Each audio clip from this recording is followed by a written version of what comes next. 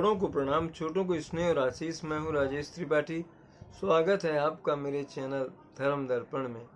आपसे आग्रह है इसके वीडियो लाइक और शेयर करें और कृपया मेरे चैनल धर्म दर्पण को सब्सक्राइब कर लें।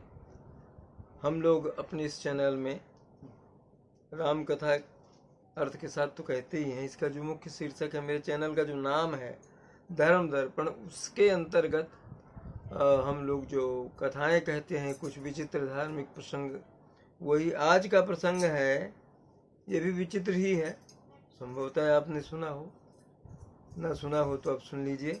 क्या रावण ने शिव पार्वती से छीनी थी लंका?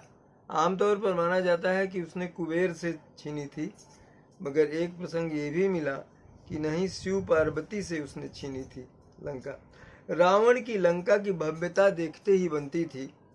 कहा यह जाता है कि लंका रावण ने कुबेर से छीनी थी, लेकिन यहाँ का भव्य महल जो है पार्वती जी ने बनवाया था, जिसे रावण के पिता ऋषि विश्रवा ने छल से दान में ले लिया था। कहते हैं इससे कुपित होकर पार्वती ने उनको श्राप दिया था कि जिस सोने की लंका को आपने दान में लिया है वो एक दिन जलकर भस्म हो जाएगी। कहते हैं कि उनके श्राप के चलते ही हनुमान जी ने लंका को जलाया था। हनुमान जी तो मात्र माध्यम बने, मुख्य कारण था पार्वती जी का श्राप। पार्वती जी ने कैसे भव्य महल बनवाए, इसकी कथा कुछ इस प्रकार है। एक बार शंकर पार्वती जी ने विष्णु और लक्ष्मी को कैलाश पर्वत पर आमंत्रित किया। दोनों आए तो, लेकिन लक्ष्मी को कैलाश की ठंड सहन नहीं हुई, वो कांपने लगी। इस पर वे पार्वती से बोली, आप तो राजकुमारी हैं, आपका निवास तो ऐसा ही होना चाहिए। इसके साथ ही लक्ष्मी जी ने शिव पार्वती को बैकुंठ आने को आमंत्रित किया। बैकुंठ का वैभव और ऐश्वर्य देखकर पार्वती चकित रह गईं। कैलाश लौटकर उन्होंने बैकुंठ की तरह का महल बनवाने का शिव जी से आग्रह किया। शिव जी ने पहले तो उनको बहुत समझाया, लेकिन जब पार्वती नहीं मानी तो उन्होंने देवताओं के शिल्पकार विश्वकर्मा से एक अद्भुत और भव्य महल बनाने के लिए कहा। अपने इस स्वर्ण महल को देखने के लिए माता पार्वती ने देवी देवताओं के साथ ही विष्णु और लक्ष्मी को भी आमंत्रित किया। वास्तु प्रतिष्ठा की पूजा के लिए रावण के पिता ऋषि विश्वश्रवा को बुलाया गया था। पूजा संपन्न कराने के बाद विश्वश्रवा ने दान में उस महल को ही मांग लिया। बाध्य होकर वो महल उसको देना पड़ा पार्वती और शिव को। पार्वती ने महल दे तो दिया, मगर बहुत क्रुद्ध हो गई। उन्होंने श्राप दे दिया कि जाओ, तुम्हारा ये महल एक दिन भस्म हो जाएगा। कहते हैं कि पार्वती के श्राप के चलते ही इसको लंका को जलना पड़ा और उसका माध्यम बने हनुमान। अब प्रश्न यह उठता है कि क्या सचमुच लंका सोने की थी? अगर तार्किक रूप से देखा जाए तो इसका शाब्दिक अर्थ नहीं लिया जाना चाहिए। रामायण एक काव्य है और काव्य में उपमा, अलंकार तथा वस्तुओं को अतिरंजित ढंग से प्रस्तुत किया जाता है। स्वाभाविक बात है कि आपने देखा होगा कि किसी की संपन्नता बखान करने के लिए कह दिया जाता है, उनकी तो चांदी कट रही है। इसका अर्थ नहीं कि अगला चांदी के ढेर पर बैठा है। इसी तरह कह दिया जाता है कि उनका क्या, वो तो सोने चांदी से खेल रहे हैं। इसके शाब्दिक अर्थ में ना जाकर यह जानना चाहिए कि जिसकी चर्चा की जा रही है वह बहुत संपन्न है। इसी तरह रावण की लंका की बात आती है तो वहां इतनी संपन्नता थी वहां पर कि उसको सोने की लंका कहा जाने लगा। शब्द के तीन रूप होते हैं। एक तो अभिधा में कहा गया, मतलब किसी को बहाना बनाकर, और लक्षणा में, और एक व्यंजना। ये जो लंका को सोने का बताना जो है, यह व्यंजना का भाव है। और लंका संपन्न थी पर सोने की नहीं थी। रावण के 10 सिर नहीं थे, वो प्रकांड पंडित था, अकेले 10 व्यक्तियों की बुद्धि रखता था। इसलिए उसके लिए भी व्यंजना के रूप में 10 सिर की जो उक्ति जो है प्रचलित हो गई कि उसके 10 सिर थे, 10 आनन। उसके 20 भुजाओं वाली बात भी ये प्रकट करती है कि वो महाबलशाली था। रावण के 10 और 20 भुजा वाली बात में भी ऐसा ही है, वो बुद्धिमान था कि उसमें 10 व्यक्तियों के बराबर बुद्धि थी, और शक्तिशाली इतना था कि उसमें 20 हाथों के बराबर बल था। एक कथा में ऐसा उल्लेख भी मिलता है कि पार्वती के कहने पर भगवान विश्वकर्मा और कुबेर ने मिलकर सोने की लंका का निर्माण किया था। एक बार जब रावण उधर से गुजर रहा था तब वो सोने का महल देखकर मोहित हो गया।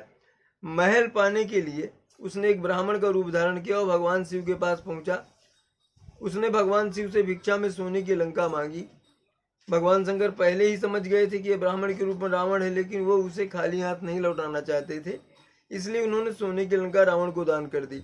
जब माता पार्वती को इस बात का पता चला तो बहुत क्रोधित हुई और उन्होंने कहा कि सोने की लंका एक दिन जलकर भस्म हो जाएगी। इस श्राप के कारण हनुमान जी ने लंका को आग लगाकर लंका का दहन किया था। इस तरह से जिस सोने की लंका को रावण ने लालच में आकर छलपूर्वक भगवान शिव से मांगा था, माता पार्वती के श्राप के कारण एक दिन वो जलकर भस्म हो गई। राम रावण युद्ध और लंका के जलने की घटना पर जिन्हें विश्वास नहीं है वे श्रीलंका जाकर इसके प्रमाण देख सकते हैं। वहां अशोक वाटिका के प्रमाण मिले हैं। लंका जलाई गई थी, जमीन खोदने पर उसकी राख मिलती है। श्रीलंका सरकार ने रामायण से जुड़े स्थलों को सहेज संभाल कर रखा है। कहते तो यहाँ तक है कि पहाड़ की एक गुफा में रावण का शव तक सुरक्षित रखा हुआ है।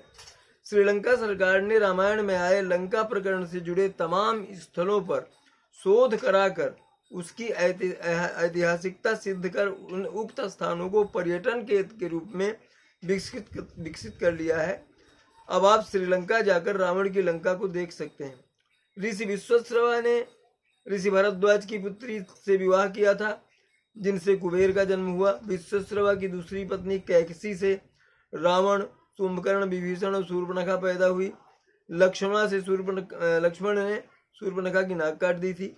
ऐसा भी उल्लेख मिलता है कि कुबेर को उसके स्थान से बेदखल कर रावण ने लंका में जम जाने के बाद अपनी बहन शूर्पणखा का विवाह कालका के पुत्र दानवराज विदुविहुआ के साथ कर दिया था।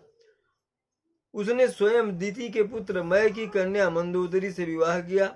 इतना ही नहीं, रावण ने कुबेर से उनका चमत्कारी पुष्पक विमान भी छीन लिया था।